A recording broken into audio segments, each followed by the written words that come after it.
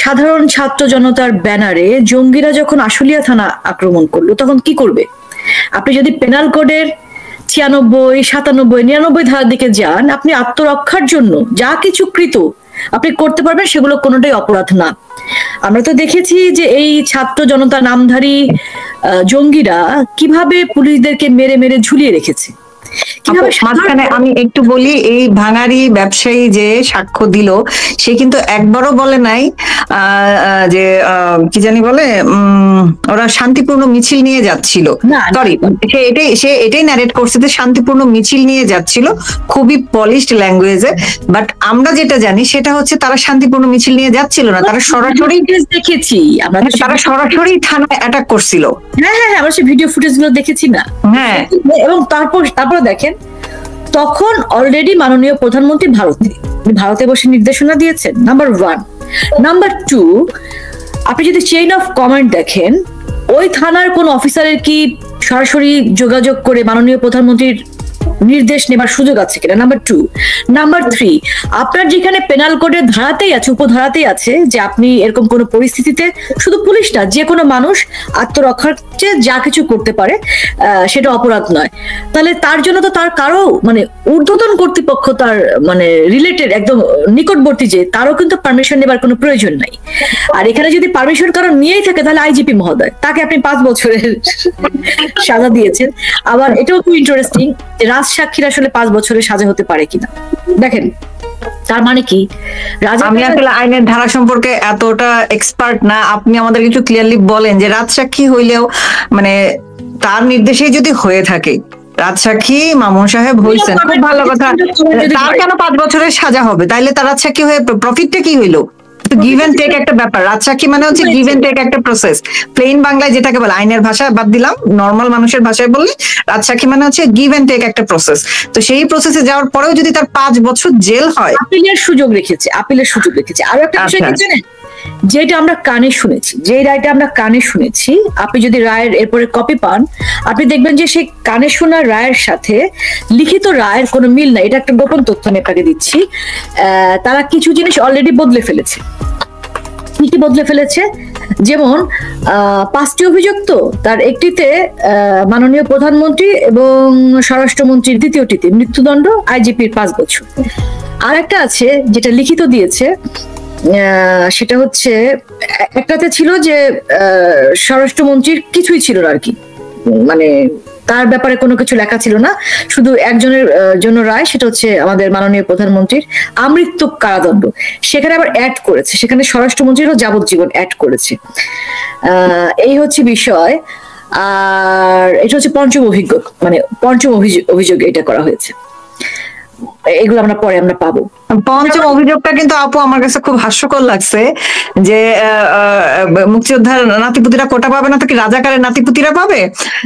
দেখেন, তারা এটা একটা পলিটিক্যাল স্টেটমেন্ট, সেই পলিটিক্যাল স্টেটমেন্টটাকে আপনারা বিচারে নিয়ে এসেছেন। বিচারে নিয়ে আসছে, হ্যাঁ বিচারে নিয়ে আসছে। তাইলে আপু দেখেন, এখানে এইটাই যদি হয়, তাহলে আমাদের আপসী নেত্রী নামে যে উনি পরিচিত, বিএনপির সভানেত্রী হট এভার উনি হইতে পারেন, বেগম খালেদা জিয়া যখন বলছিল যে এই চুপ করো, গোপালগঞ্জের নামই বদলায় দিব, গোপালী নাকি, তাহলে এইটার জন্য কি আমাদের আমরা যখন নেক্সট টার্মে আওয়ামী লীগ সরকার গঠন করতে আসবে, তখন কি এইটা ওনারও শাস্তির আদলে আনা যায় না? এটাও তো আমার কাছে মনে হচ্ছে যে শুধু এটা না আপু, আমি বলি, কারণ হচ্ছে উনি যদি এই স্টেটমেন্ট, প্রধানমন্ত্রী শেখ হাসিনার এই বক্তব্যটা যদি উস্কানিমূলক বক্তব্যের কারণে এবং তাকে আমৃত্যু কারাদণ্ড দেওয়া হয়েছে এটা একটা স্টেটমেন্টের কারণে, তাহলে তো খালেদা জিয়ার এই স্টেটমেন্ট জন্য তার অনেক আগেই জেলখানায় থাকা উচিত ছিল। সে তো আপনি পারেনি। আপনি মোহাম্মদ ইউনূসের যে একটা বক্তব্য আছে না, যে ফ্যাসিস্টটা কিন্তু গ্রামে গ্রামেও আছে, হ্যাঁ গ্রামে গ্রামেও তাদের খুঁজতে হবে, এরকম একটা বক্তব্য দিল না কক্সবাজারের যে। তো তার মানে কি, সে এই আওয়ামী লীগের কর্মী এবং সমর্থকদের হত্যার জন্য তোমরা গ্রামে গ্রামে খোঁজ নাও, সেটাও কিন্তু উনি বলছেন। এবং আপনি দেখেন যে এখানে একটা সেকেন্ডারি সাক্ষ্য হচ্ছে আপনার সেই নাকি প্রাইমারি সাক্ষ্য হিসেবে ধরেছে, ওটাকে প্রাইমারি সাক্ষ্য হিসেবে ধরেছে, রাইট? সেটা হচ্ছে ইউএন এর সেই ভলকার তুর্কের, যেটা ইউনুস সেন্টারে লিখিত, সেই 1400 জনের, কিন্তু 1400 জন কিন্তু 1 জুলাই থেকে 15 আগস্ট পর্যন্ত। এবং তাহলে আপনি ভাগ করেন 5 আগস্ট দুপুর 2টা পর্যন্ত ভাগ করতে হবে, দুপুর 2টার পর থেকে আবার 8টা ভাগ করে ফেলতে হবে, রাইট? কিন্তু আমাদের এই মহামান্য অবৈধ উপদেষ্টা ইউনূস সরকারে বসেই তো 5 থেকে পুরা টাইমটুকু ইনডেমনিটি দিয়ে দিছে অলরেডি। তাহলে 5 থেকে 15 আগস্ট পর্যন্ত যারা মার্ডার হয়েছে একই হত্যাকাণ্ডে আপনি অর্ধেকের জন্য রাখছেন, যেটা 35 দিনে অর্ধেকের জন্য আপনি রাখছেন মৃত্যুদণ্ড, বাকি অর্ধেকের জন্য আপনি রাখছেন বেকসুর খালাস। শুধু তাই না, তাদের নিয়ে কিছু করা যাবে না, হ্যাঁ, এবং তাদেরকে মানে কমপ্লেইনও করা যাবে না এবং তাদের তদন্তও করা হবে না। আমি তো সেটাই বলছি যে রাজাকার বাহিনী খুব ভালো করে জানে যে এগুলো একদম ফুট করে উড়ে যাবে, এগুলোর কোন রকম কোনো গ্রাউন্ড এটা টিকবে না। কিন্তু তাহলে কেন দিয়েছে? তাহলে কেন রায় নাটক? কারণ রায় নাটক এই কারণেই, এই যে এখন যে বন্দরগুলো দিয়ে দিচ্ছে ওনারা, যে এই কারণে আমাদেরকে ব্যস্ত রেখে ওনারা যে দীর্ঘদিন, আপনি মনে করেন ফেব্রুয়ারিতে নির্বাচন হবে? কোন পাগলে মনে করে আপু? একমাত্র বিএনপির পাগল গুলা ছাড়া কেউ মনে করে না, যারা এত টাকা দিয়ে নমিনেশন কিনতেছে, হ্যাঁ, কোটি কোটি টাকা দিয়ে নমিনেশন কিনতেছে। আমার ওদের জন্য খুব মায়া হয় আপু। ঘোষণা করতে হয়, আমরা ধরে নিব 20 তারিখে, ফেব্রুয়ারি 20 তারিখে নির্বাচন হবে, রাইট? 21 তারিখে নির্বাচন হবে। আর বিষয় হচ্ছে ফেব্রুয়ারি মাস কিন্তু 28 দিনে। কাজে আপনাকে এই নভেম্বর মাসের 28 তারিখের ভেতরে তাফসিল ঘোষণা করতে হবে ফেব্রুয়ারিতে নির্বাচন হতে হলে। সো আমাদের হাতে সময় আছে আর 8 দিন, আমাদের খুব বেশি অপেক্ষা করতে হবে না। এই তাইরে নাইরে নাই করে সে সময়টা পাস করবে। আপনি দেখেন যে দুটো বন্দরের অলরেডি লালদিয়া পানগাঁও, হ্যাঁ, এখন লালদিয়া পানগাঁও, ওরা এই ইন্টারিম সরকার আসছে অল্প কিছু দিনের জন্য, তাই না? এই এত অল্প কিছুদিনের জন্য আসা একটি সরকার যার কোনো জনসমর্থন নাই বা সে সুযোগও নাই, সে কি করে 20 বছর 30 বছরের চুক্তি করে? এটা তো তার কাজ না। এটা কি তার কাজ? আমি তার ভেতরে কথা বলছি না, তার মুখের যে কথা বা অফিসিয়ালি যে কথা, সে অফিসিয়ালি তো এইসব কাজ করার দরকার তোমার না। আপু মাঝখানে কিন্তু একটা আমি বলি, আপনার তাহলে বলতে আরো সুবিধা হবে, যে আপনার হেল্প হবে, আমি ইনফরমেশনটা দিই। তারা সরকারি অফিসারদের পে স্কেল নিয়ে বলছিল বাড়ায় দিবে, এরপর তারা নিজেরাই স্বীকার করছে যে আমাদের এটা এখতিয়ারের মধ্যে নাই। তাইলে তোরা কোন ক্ষমতা বলে বন্দরগুলো দিয়ে দিচ্ছি, সেটা আমাদের কাছে ডিসক্লোজ কর। সেটা কোন এখতিয়ারের মধ্যে পড়ে? এটা কোন এখতিয়ারের মধ্যে পড়ে না। তাহলে কেন এটা করতেছে? এবং আমরা সবসময় যেটা শুনে আসছি আপু, আওয়ামী লীগের শাসন আমলে প্রতিবার, মানে আমি জন্মের পর থেকে বুঝ হওয়ার পর থেকে যেটা শুনে আসছি, যে আওয়ামী লীগ ক্ষমতায় আসলেই বাংলাদেশ ইন্ডিয়ার করদ রাজ্য হয়ে যাবে। না, করদ রাজ্য তো এটা নতুন শুনতেছি, জুলাই থেকে 24 সালে, যেটা সবসময় শুনছি, বাংলাদেশ ইন্ডিয়ার কাছে বেচে দিবে। আমাকে এখন একটু বলেন যে গত 16 মাসে তারা একটাও দলিল কিংবা কোনো ধরনের কোনো রেকর্ড আমাদেরকে দেখাইতে পারে নাই। আমাদেরকে বাদ দিলেন, আমরা তো আওয়ামী লীগের অন্ধ দালাল, আমরা না হয় বাদ। তাহলে যারা নর্মাল পাবলিক, তাদের সামনে কি তারা এমন কোন প্রমাণ দিতে পারছে যাতে মনে হয়েছে যে আওয়ামী লীগ দেশ বিক্রি করে দিছে ইন্ডিয়ার কাছে, অন্য কোন দেশের কাছে? কিন্তু আমরা তো এখন দেখতে পাচ্ছি যে এরা বন্দর চুক্তি করে দিচ্ছে 30-35 বছরের জন্য, এবং তাদের কোনো পাবলিক ম্যান্ডেট নাই। এইসবের কারণ কি? এই ইন্ডিয়ার বিষয়ে একটু আসি। ইন্ডিয়ার বিষয়ে আমরা স্ববিরোধী বক্তব্য শুনেছি 2 অ্যাডভাইজারের কাছে। একজন হচ্ছে আসিফ মাহমুদ সজীব ভুইয়া, ওই গুন্ডা ছেলেটা, ও বলছে যে অনেক চুক্তি বাতিল করা হয়েছে। আর তখন পররাষ্ট্র উপদেষ্টা যিনি, উনি বলেছেন যে কোনো চুক্তি বাতিল হয়নি। তো এই ব্যাপারে তার কোনো কিছু জানেন না। তো এই যে স্ববিরোধী দুজন বক্তব্য, এরাই তো মানে কথায় ঠিক নাই। কিন্তু আমাদের একটু বন্দরে আবার ফিরে যেতে হবে। আমাদের পানগাঁও এবং লালদিয়া বন্দরের পরে নতুন যে বন্দর দিয়ে দেবার ষড়যন্ত্র শুরু হয়েছে, সেটা কিন্তু নিউ মোরিং। এটা খুবই ইম্পর্টেন্ট, যেটা নিয়ে আসলে আন্দোলন শুরু হয়েছে। আমাদের এখানে ভীষণভাবে মনোযোগ দিতে হবে। নিউ মোরিং কন্টেইনার টার্মিনাল, আসলে এটা কিন্তু আমাদের, আপনি জানেন কিনা, খুব লাভজনক একটা বন্দর। মানে এটা না আমরা লস করছি, কোনো যুক্তি না এটা দেওয়ার জন্য। এবং এটা আমাদের নৌবাহিনী ওনারা পরিচালনা করছেন, এবং এটা নিয়ে অলরেডি আন্দোলন শুরু হয়েছে। মানুষের কথা বলছেন, নেতৃত্ব দিচ্ছে আপু আনু মোহাম্মদ। মরহুম আনু মোহাম্মদ ডিসেম্বরে এটা দিয়ে দেওয়ার কথা, এই ডিসেম্বরে। সো এটা নিয়ে আমাদের সারা বাংলাদেশের মানুষের সজাগ হতে হবে। আনু মোহাম্মদ আসলে উনি যেহেতু পেইড ছিলেন, আমি এটা যদিও আমার কাছে প্রমাণ নেই, কিন্তু আমি অনুমান করছি, কারণ ওনার যে সাম্প্রতিক কর্মকাণ্ড, কারণ ওনার যে চেহারা আমাদের কাছে পরিচিত, সেই তেল গ্যাস বন্ধ রক্ষা কমিটি, সে আর কোনো কার্যক্রম আমরা এখন দেখছি না। উনি একটা ফেসবুকে পোস্ট দিয়েছেন, এই খুব মিষ্টি করে একটু বাচ্চা ছেলেকে একটা ধমক দিল টাইপ একটা পোস্ট করা হয়েছে, এরকম একটা বিষয় যে উনি কিছুই জানতেন না, কিছুই বুঝতেন না। উনি কি ঘুমাচ্ছিলেন গত 16 মাস? না, উনি কি 16 মাস ঘুমাচ্ছিলেন আপু? না, একজন রিক্সাওয়ালা যেটা জানেন, যেটা জেনে গেছেন, সেটা উনি জানতেন না। তাহলে আমরা তো বুঝতেই পারছি যে কেন উনি জানতেন না, নাকি জানার চেষ্টা আসলে উনি করেন। ওনার পেমেন্ট আমি যতদূর শুনতে পাইছিলাম, আমার নিজের সার্কেল থেকে ইনফরমেশন গ্যাদার করে, $1,50,000 পাইছিলেন। $1,50,000 দিয়ে ওনাকে কেনা যায়? $1,50,000 হবে না, $1,50,000 হবে।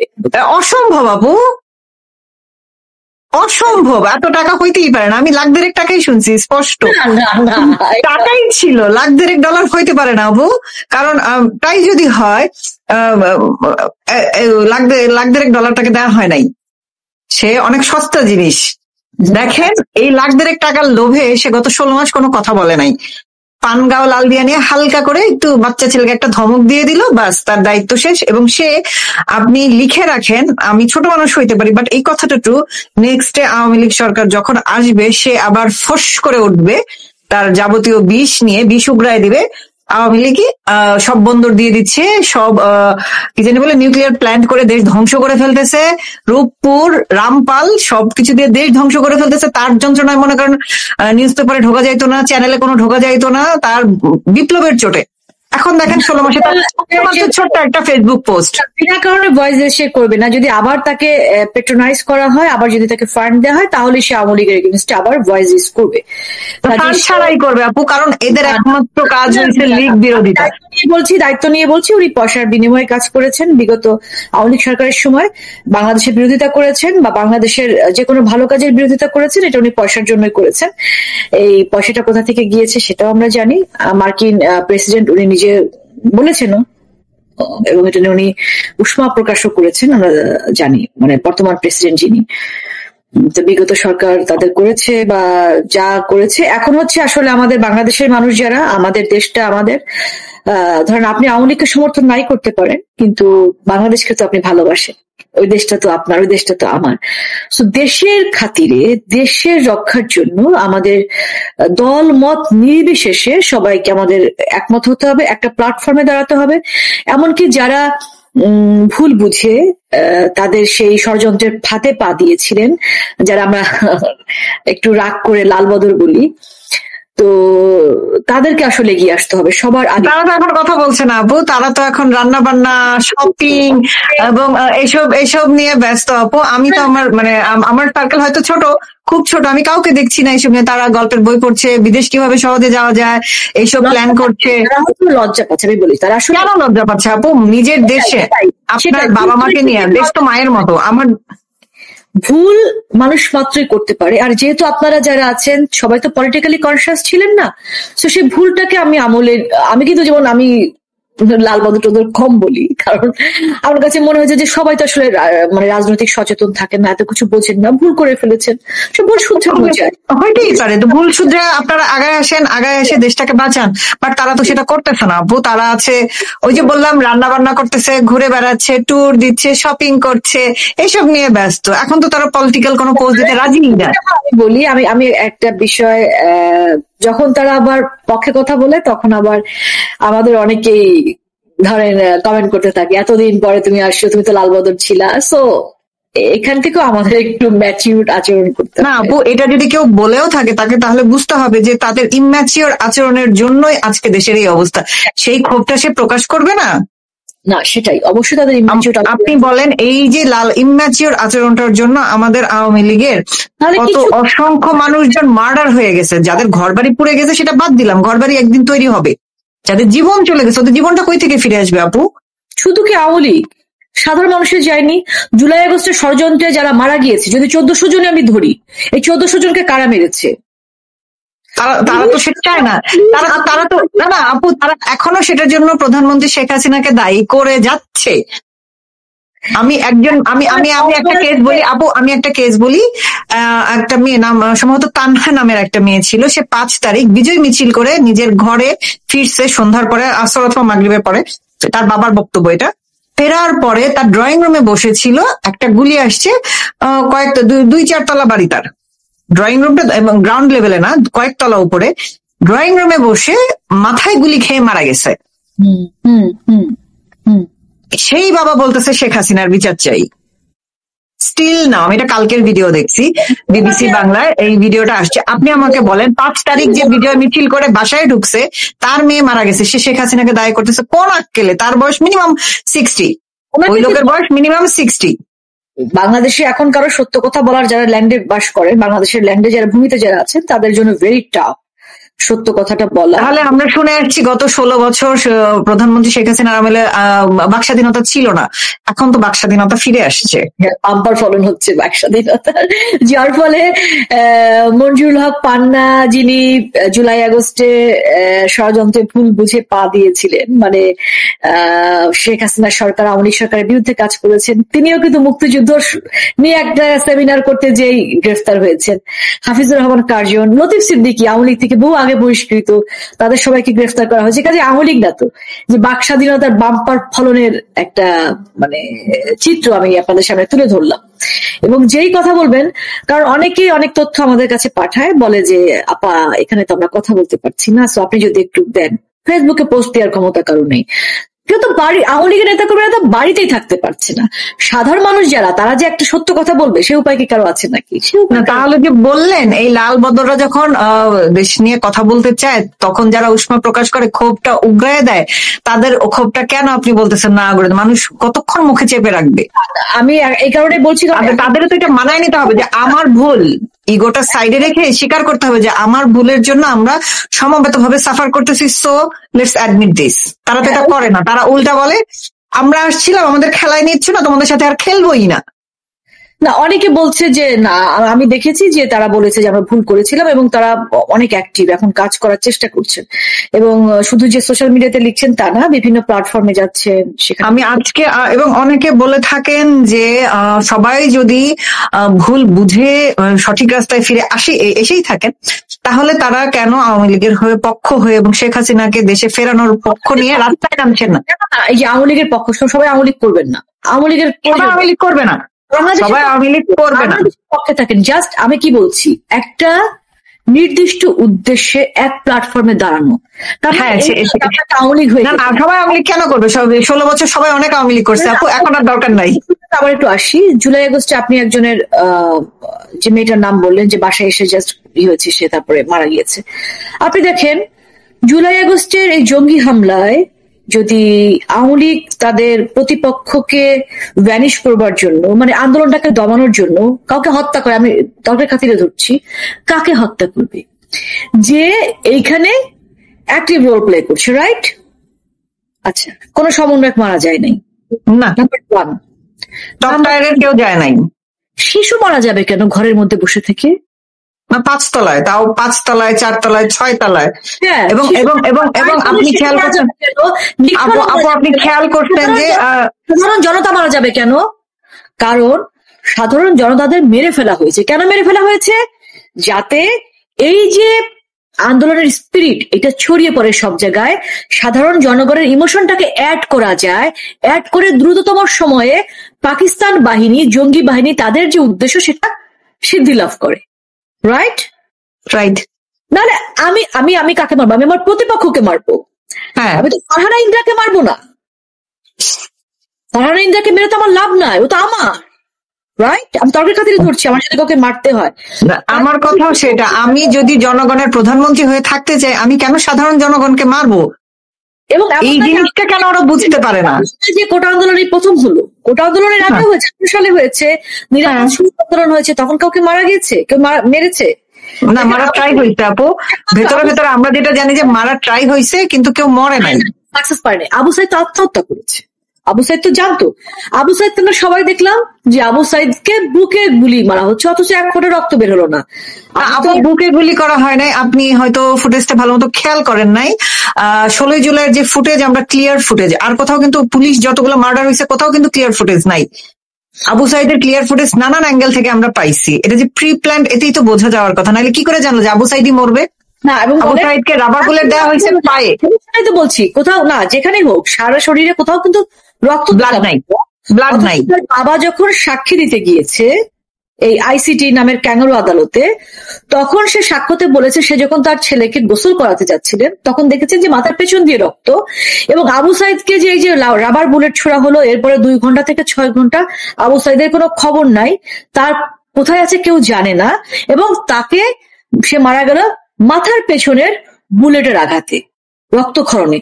ওই মাথার পেছনে রক্তটা কিভাবে ঝরলো এবং ওই মাথার পেছনে গুলিটা কে করলো, এটার কোনো অ্যান্সার কেউ দেয় না। এবং এটার জন্য প্রধানমন্ত্রী যে কি জানি বলে নির্বাহী তদন্তের আদেশ দিছিলেন, সেইটা আবার তারা অফ করে দিছে। নতুন সরকার পাওয়ারে বসেই, ক্ষমতাটা অবৈধভাবে দখল করেই সে বসে প্রথম কাজটা করছে, নিজের ট্যাক্স গুলা মাফ করায় নিয়ে বসে এইগুলাকে সব ইন্ডেমনিটি দিয়ে দিছে, এগুলোর কোনো বিচার হবে না।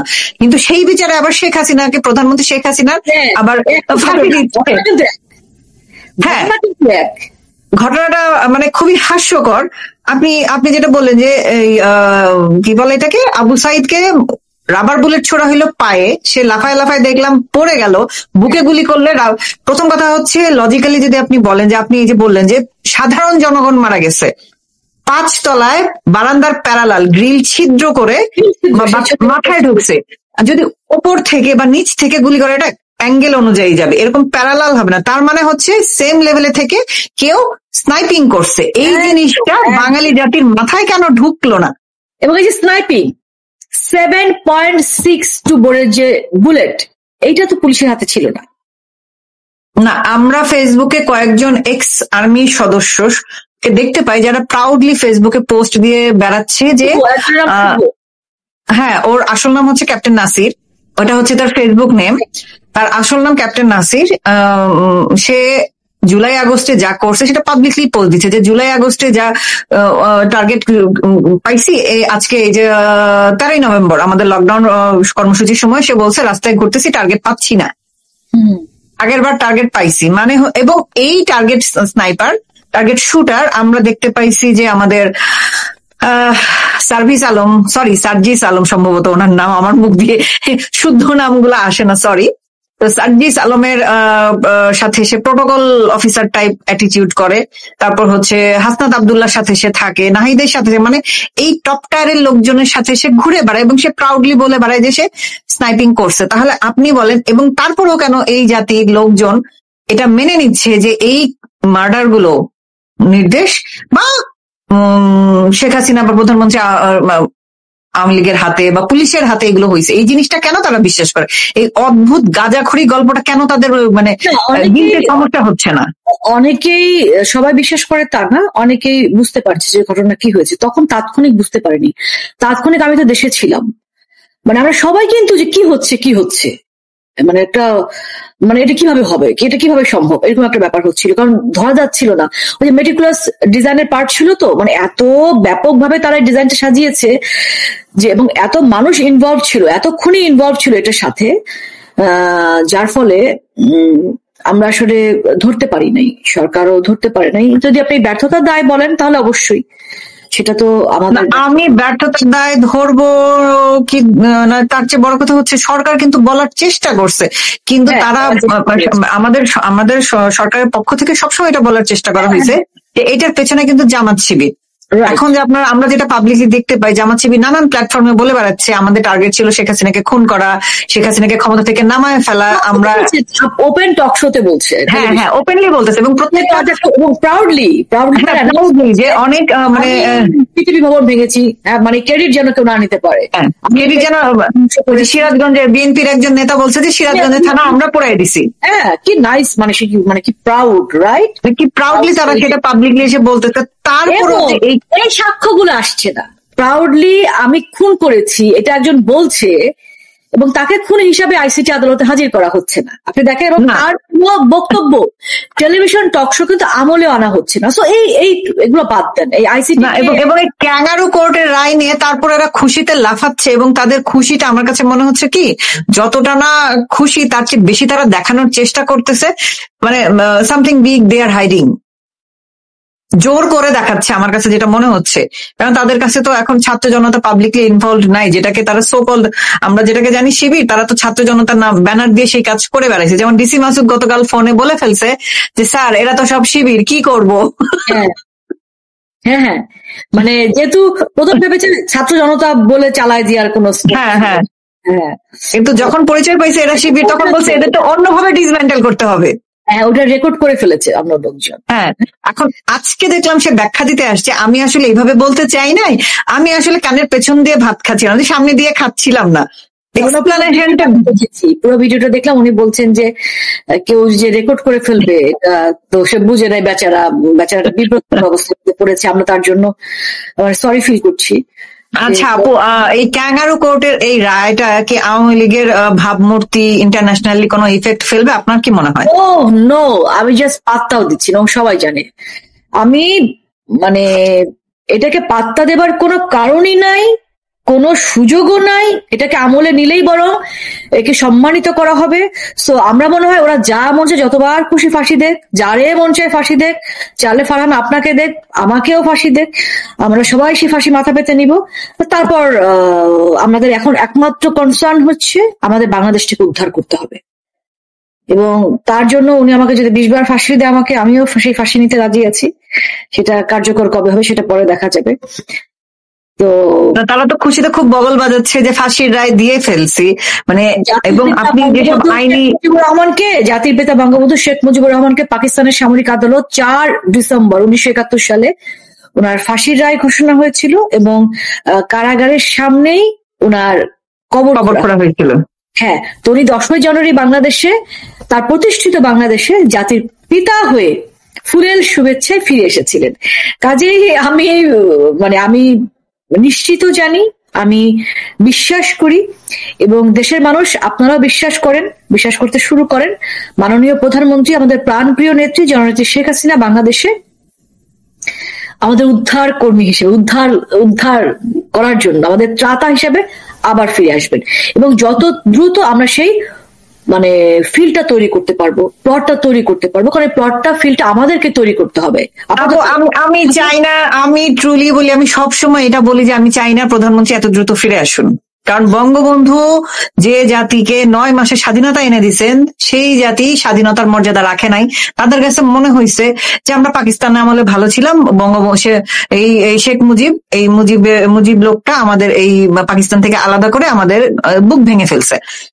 9 মাসে আমি চাই না কেন, আমি একটু ইলাবোরেট করে বলি, কারণ 9 মাসে কিন্তু প্রত্যেকটা ফ্যামিলি সাফারিংস এর মধ্যে দিয়ে যায় নাই, যে কারণে তাদের কাছে মনে হয়তো 50 বছর পরে সে মুক্তিযোদ্ধাদের কেন এত কোটা দেওয়া হবে, কেন ভাতা দেওয়া হবে, কেন ফ্যাসিলিটি দেওয়া হবে, যেটা থেকে একটা স্পার্ক থেকে তারা সেটাকে এত বড় একটা দাবানল ক্রিয়েট করতে পারছে, হাইপ তুলে যে মুক্তিযোদ্ধা কোটা এত বেশি কেন, মুক্তিযোদ্ধা কোটা নিয়ে যে অ্যালার্জিটা মানুষের মনে লুকায়িত হিডেন, আমি তারপরে বলছি। হ্যাঁ, তো সেই চুলকানিটা কেন আপা? কারণ হচ্ছে 9 মাসটা খুব অল্প সময় ছিল দেশ স্বাধীন হওয়ার জন্য, কারণ তাদের কাছে মনে হয়েছে স্বাধীনতা এত সহজে চলে আসে, তো আমরা তো মনে করেন আমরা বিরাট কুতুব হয়ে গেছি এক একজন, আমরা তো অনেক বড় কিছু, এবং 9 মাসে স্বাধীন করেছে, এইটা আবার একটা কাজ হইলো, 9 মাসে একটা কাজ করে ফেলছে। সো আমি এই জন্য এক্স্যাক্টলি চাই যে প্রধানমন্ত্রী যেখানে আছেন ওখানে থাকেন, এবং আমরা নুনুসকে 10 বছর চাই। 10 বছর যদি এই জাতি সাফার না করে, প্রত্যেকটা ঘরে যদি খাবারের টান না পড়ে, তাহলে এরা কোনোদিন উপলব্ধি করতে পারবে না, রিয়েলাইজ করতে পারবে না যে শেখ হাসিনা বাংলাদেশের জন্য কি কি করছেন, তার অবদান কি কি, আর কেউ বিশ্বাস উপলব্ধিটা আসবে না আপা। দেশের এত বেশি ক্ষতি হয়ে যাচ্ছে ফারহানা আপনার, এবং শুধুমাত্র যে শুধু আমার ভূখণ্ডের ক্ষতি হচ্ছে তা কিন্তু না। আপনি যদি ন্যাশনাল সিকিউরিটির কথা চিন্তা করেন, ইন্টারন্যাশনাল ইমেজ খারাপ হয়ে তো যাচ্ছে না, ইন্টারন্যাশনাল ইমেজ বলতে কিছু নাই, সিকিউরিটির কনসার্ন। আপনি যদি সিকিউরিটির কথা চিন্তা করেন তাহলে কিন্তু শুধুমাত্র বাংলাদেশ না, এর সাথে রিলেটেড আমাদের 3 পাশে আমাদের ভারত আছে, সেই রাষ্ট্র তারা ভীষণভাবে রিলেটেড। যে এই যে সিকিউরিটি নিয়ে যে নয় আমরা দেখতে পাচ্ছি, আর একটা ভয়ঙ্কর ঘটনা ঘটাচ্ছে পাকিস্তান, সেটা হচ্ছে তারা পাখির খাদ্যের নাম করে আপনি জানেন যে পপি বীজ পাঠাচ্ছে বাংলাদেশে। একটা চালান ধরতে পেরেছে, কারণ কাস্টমস, চিটাগাং কাস্টমস তারা ইনফর্ম ছিলেন, তাদেরকে কেউ, তাদের কোন সূত্র তাদেরকে জানিয়েছিলেন বলেই একটা চালান ধরতে পেরেছে।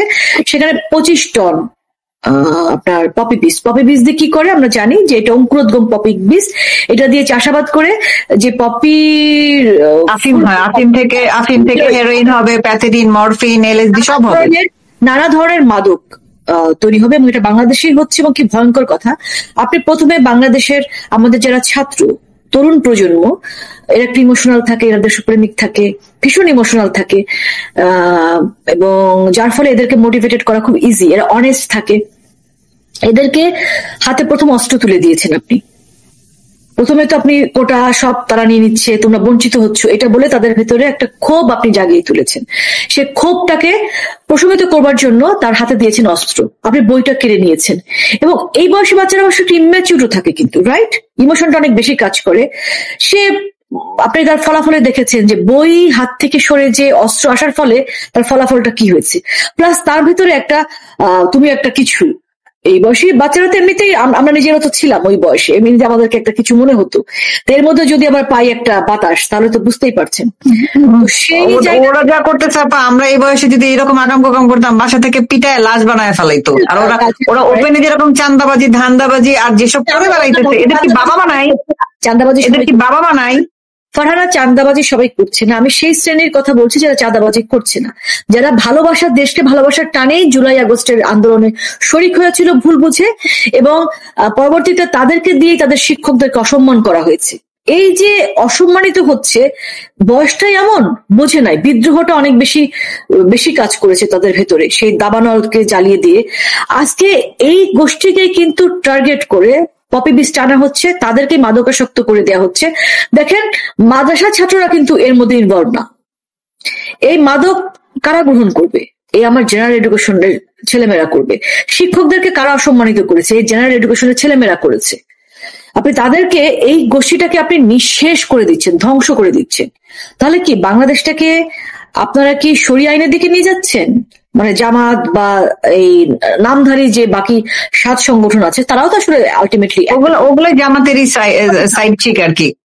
তো এরা কি করবে জানেন?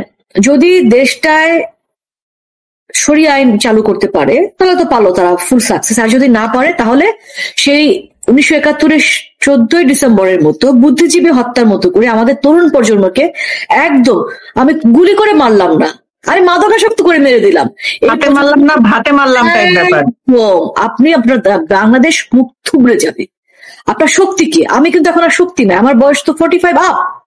যারা এর নিচে 40-এর নিচে যারা, তাদেরই কিন্তু এরা আসলে টার্গেট করেছে।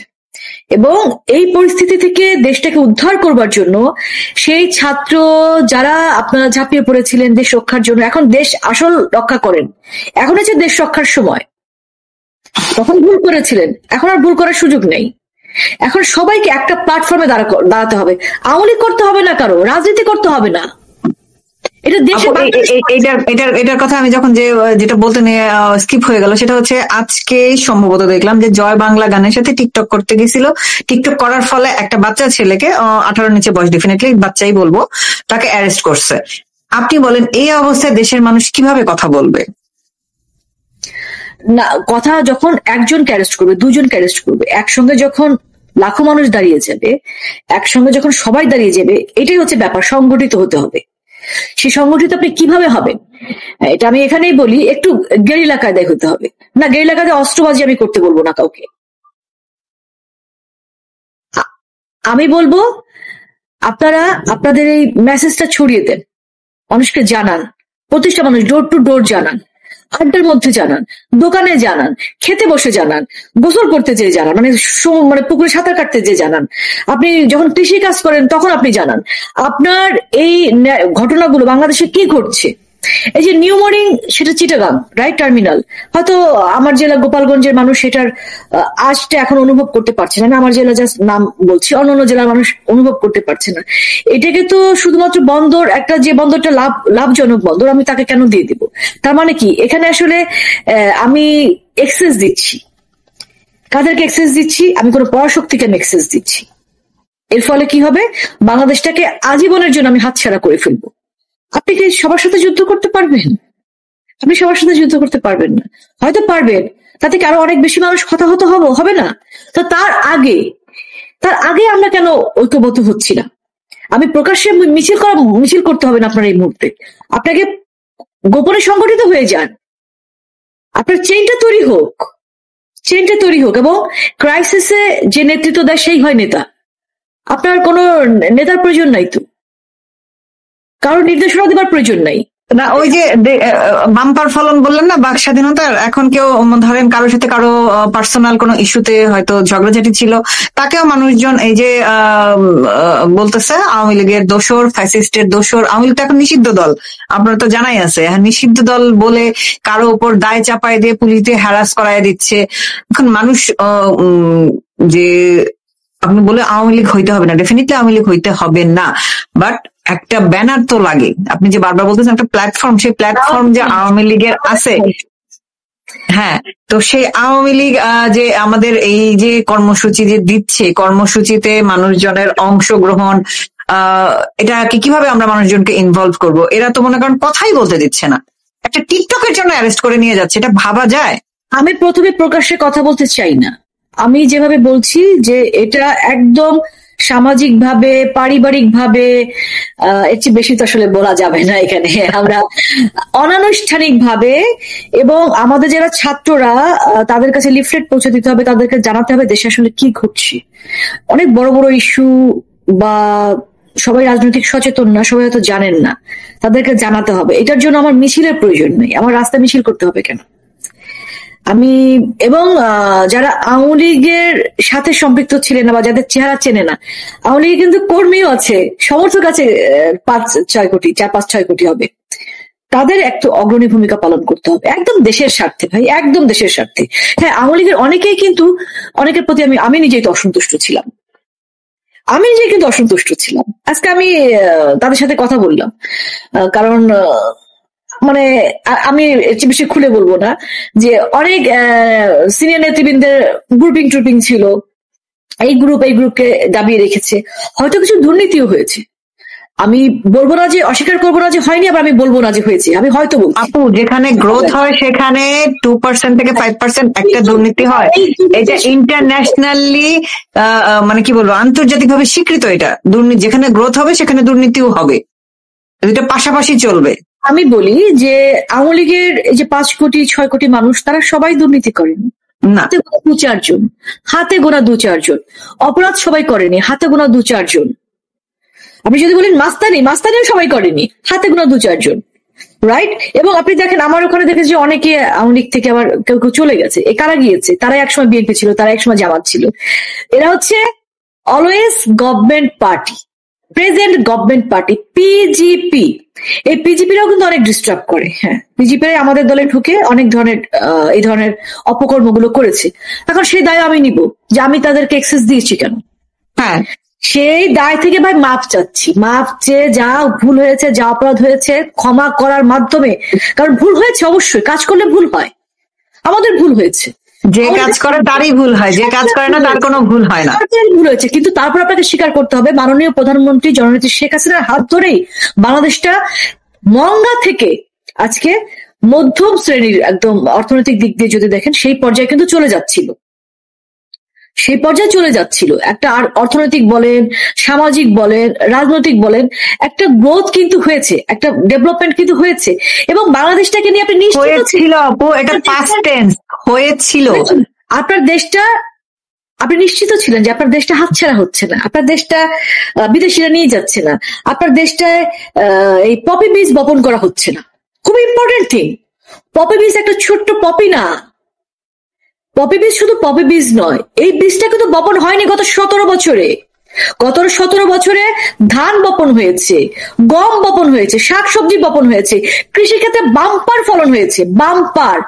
আমরা খাদ্য ঘাটতির দেশে ছিলাম, আমরা খাদ্য উদ্বৃতের দেশে পরিণত হয়েছি, আমরা খাদ্য রপ্তানি করেছি। এক্স্যাক্টলি আপু, আমাদের মনে করেন যে বাংলা একটা প্রবাদ আছে কিন্তু, অলস মস্তিষ্ক শয়তানের আড্ডাখানা। যে কারণে মনে করেন পেটে ভাত ছিল, ঘরে কারেন্ট ছিল, হাতে বছরের প্রথম দিনে বই ছিল, সবকিছু হাতের নাগালে ছিল, যে কারণে কোনো স্ট্রাগল ছিল না এই জেনারেশনটা। তাদের কাছে মনে হয়েছে যে এই যে একটা হিরোইজম দেখানোর চান্স আসছে, লেটস ডু ইট। কেন মাংস নিয়ে আপনি আন্দোলন দেখেননি? ওটা তো প্রথম আলোর প্রচার ছিল আপু। মানতে হবে যে মানুষ কখন মাংস নিয়ে আন্দোলন করে, যখন তার পেটে ভাত, যখন ডাল, সবজি সব আছে, ডিম থাকে ঘরে, সবজি থাকে, ডাল থাকে, তখন মনে হয় মাংস খাবো। জানি আমাদের ছোটবেলায় পোলাওর ডিমান্ড ছিল, আমরা যখন পোলাও খেতে হবে, হ্যাঁ কোরমা খেতে হবে, আমাদের বাচ্চারা পোলাও দিলেও খায় না, কারণ এই ডিমান্ডটা নাই, ফুলফিল হয়ে গেছে। ও বলে যে এখন সাউথ কোরিয়ান খাবার রান্না করে দাও। আমি পারি না, আমি ইউটিউব থেকে দেখে শেখার চেষ্টা করছি, চাইনিজ শিখে ফেলছি। হ্যাঁ, ওরকম মানুষ কখন ডিমান্ড করে? হ্যাঁ, যখন তার অঢেল সময় থাকে, যখন তার করার কিছু থাকে না, তার কাছে মনে হয় আরো অনেক কিছু লাগবে। হয়ে গিয়েছে বেসিক ডিমান্ড, যখন ফুলফিল হয়েছে, নিড অ্যান্ড ডিমান্ড ফুলফিল হয়ে গেছে, এখন তার লাক্সারি দরকার। একদম। তাহলে এই চিন্তা করেন, আমি আন্দোলনটাকে পজিটিভলি নেই, যে আপনি চিন্তা করে দেখেন যে মাংসের জন্য কিন্তু আপনি আন্দোলন করেছেন, এখন তারা ভাত ডালের জন্য আবার আন্দোলন শুরু করতেছে। হ্যাঁ, এখন কিন্তু মানুষের পেটে ভাত নাই। আপনি যে বললেন প্রধানমন্ত্রী আমাদের এই উন্নয়ন করেছেন, এখন সেগুলো হয়ে যাবে পাস্ট টেন্স। উনি এগুলো করেছিলেন, কারণ ওখান থেকে অনেক ধাপ নিচে চলে গেছে বাংলাদেশ। যে বাংলাদেশ আগাচ্ছিল, তার আন্দোলনে যারা ছিল তারা কিন্তু লোডশেডিং ছিল না, লোডশেডিং কি ছিল না। আমরা ছিলাম, আমাদের সময় ইলেকট্রিসিটি আসতো 1 ঘন্টা 2 ঘন্টার জন্য। আমরা যখন হলে ছিলাম ইউনিভার্সিটিতে, আমাদের মোমটা হচ্ছে ভেরি কমন থিং, থাকতে হবে মোমবাতি।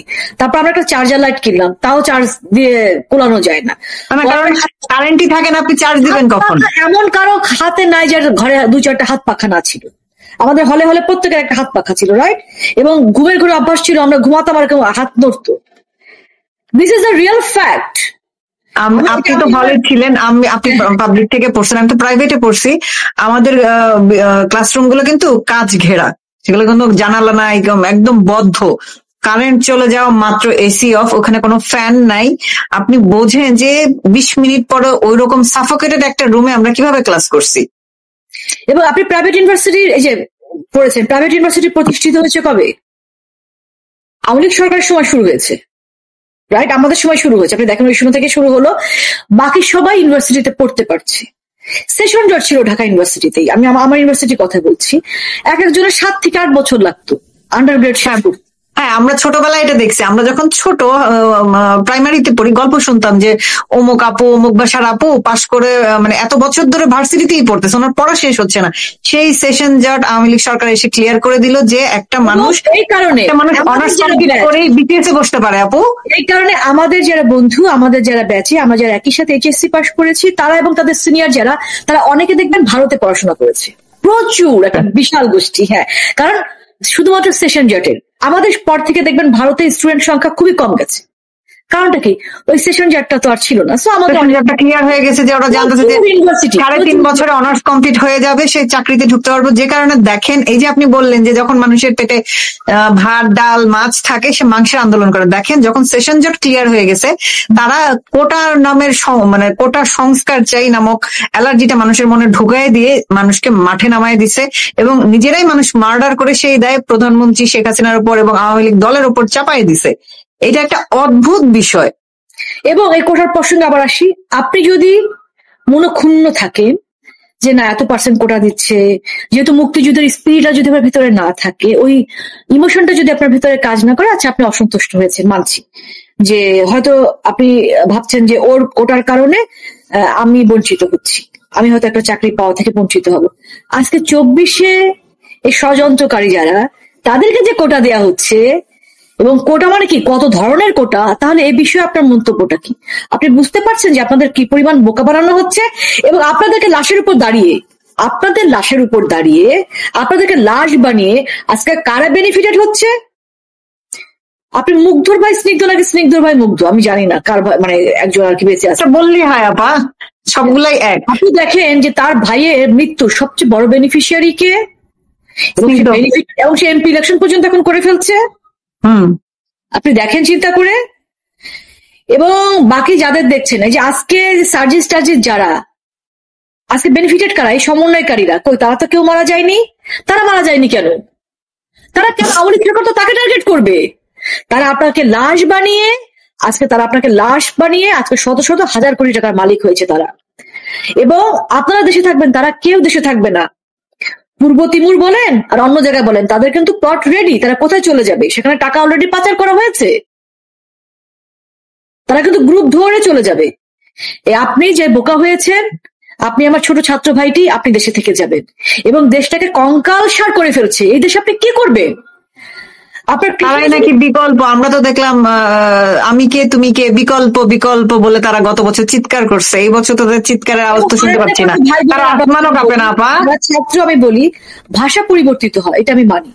সে আলিয়া কালিয়া বাট টুন্ধেলা তা দেখে কানহ বিমনা ভইলা, সেই ভাষায় কিন্তু আমি রুমা কথা বলিনি, রাইট? তো আমাদের যারা পরের জেনারেশন, কিন্তু কিছু বিষয় আছে কানে লাগে, যে অশালীন ভাষায় স্লোগান দেয়া হয়, এটা স্লোগানের ভাষা হওয়া উচিত না।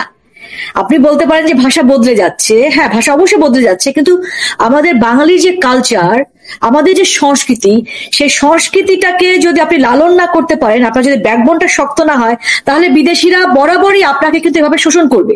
সেই 200 বছরের যে জঞ্জাল, সে ব্রিটিশ শাসনের কথা বলছি, ইস্ট ইন্ডিয়ান কোম্পানি, সেইখান থেকে আমাদের যে চাকর প্রবৃত্তি, সেখান থেকে বেরিয়ে আসতে হবে। বাংলাদেশের বাঙালির অনেক গৌরবোজ্জ্বল ভূমিকা আছে। আমাদের সাবকন্টিনেন্টে যদি আপনি নোবেল লরিয়েটদের কথাই ধরেন, 8 জনের মধ্যে 4 জন বাঙালি।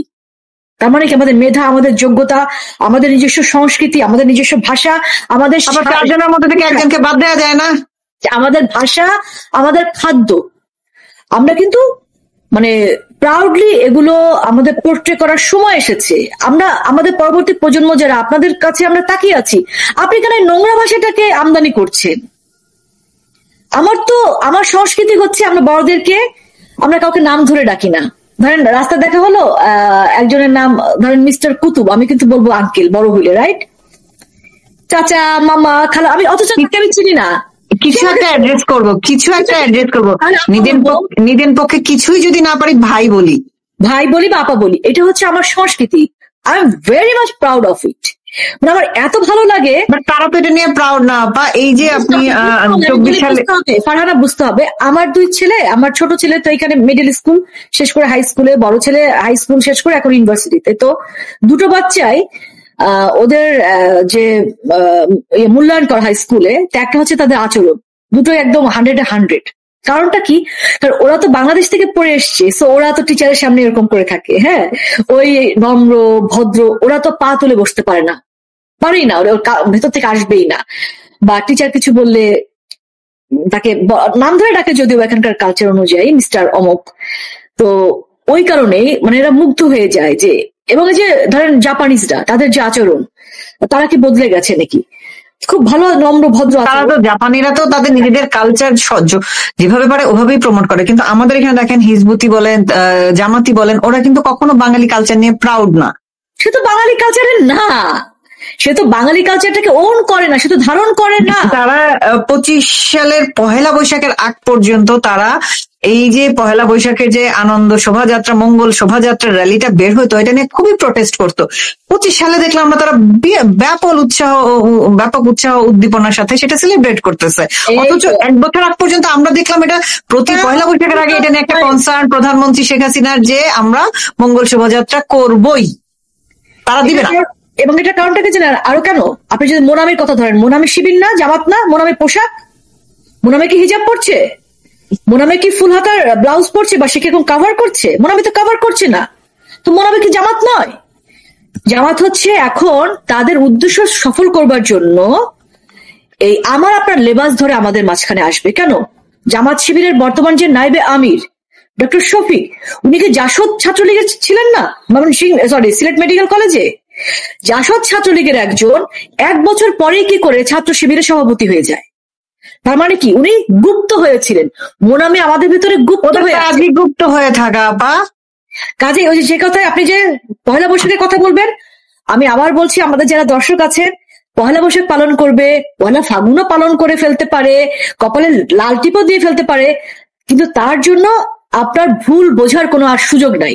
এরা কিন্তু এদের উদ্দেশ্য সফল করবার জন্য তারা যে কোনো ধরনের লেবাস তারা ধারণ করতে পারে। কারণ এখন কি শিবিরা দাঁড়িয়ে রাখে নাকি?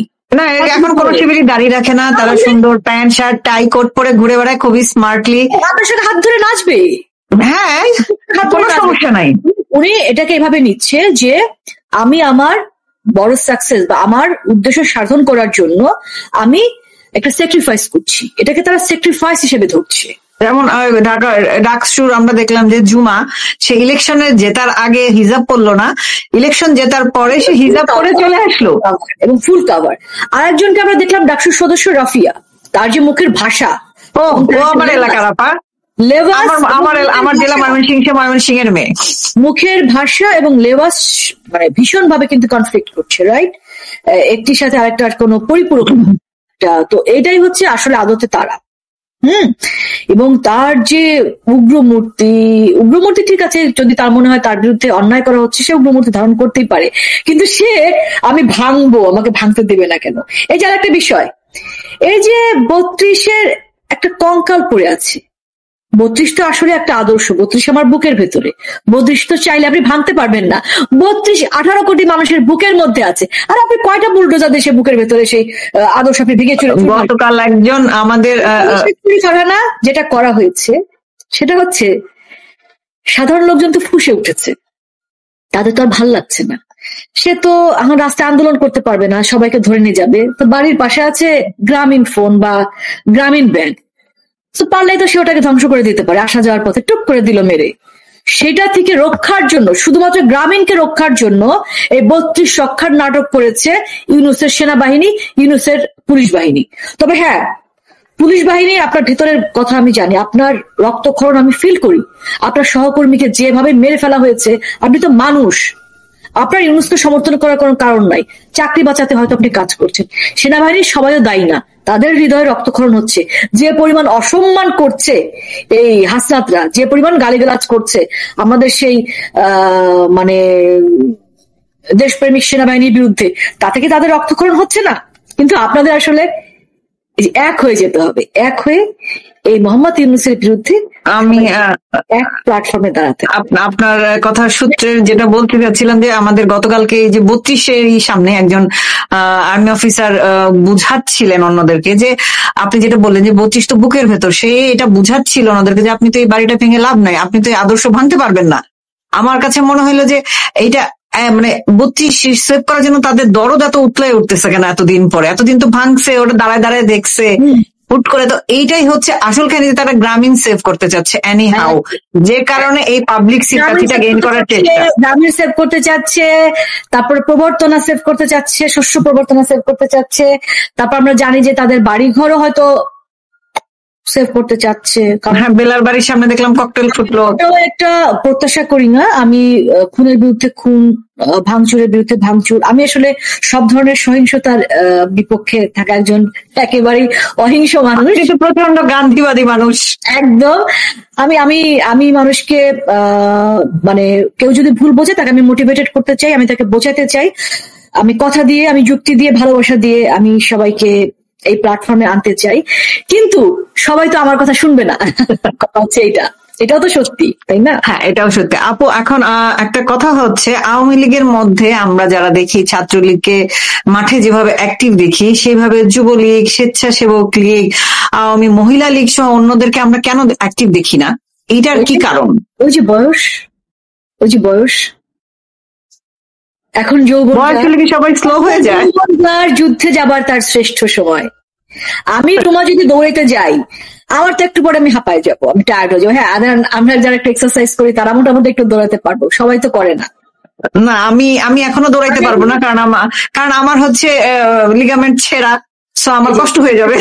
এই জন্য আমি আমাদের নেতা কর্মী যাদের সঙ্গে কথা হয়, আমি প্রত্যেকে বলি যে ভাই প্লিজ 40 মিনিট সবাই দৌড়াবেন, 40 মিনিট দৌড়াবেন, যাদের সামর্থ্য আছে সম্ভব একটু গ্রিন টি খাবেন, একটু টক দই খাবেন, একটু এরকম বলি আর কি, শাকসবজি খাবেন, তো মানে একটু ফিটনেসটাকে ধরে রাখার চেষ্টা, এটা আমি আওয়ামী লীগের শাকসবজি যে খাবে আপু, এই যে শীত আসছিল গত বছর, আমরা যেটা জানি, আমরা ছোটবেলা থেকে যেটা দেখে বড় হয়েছি যে রোজাটা 10-12 দিন করে আগায় আগায় ঘুরে ঘুরে পুরো বছরে চলে আসে। আমি যখন ছোট 30 বছর আগে, তখন দেখছি যে শীতকালে রোজা হয়, শীতকালে রোজা হয়, তখন ফুলকপি পাওয়া যায়, বাঁধাকপি পাওয়া যায়। এখন যদিও হাইব্রিড কারণে, বিটি বেগুনের কারণে সারা বছরই ফুলকপি, বাঁধাকপি, বেগুন আমরা খেতে পাই।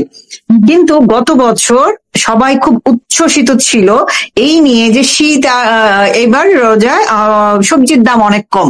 এটা আমরা একটা ট্যাগ লাইন দেখতাম, সবজির দাম অনেক কম।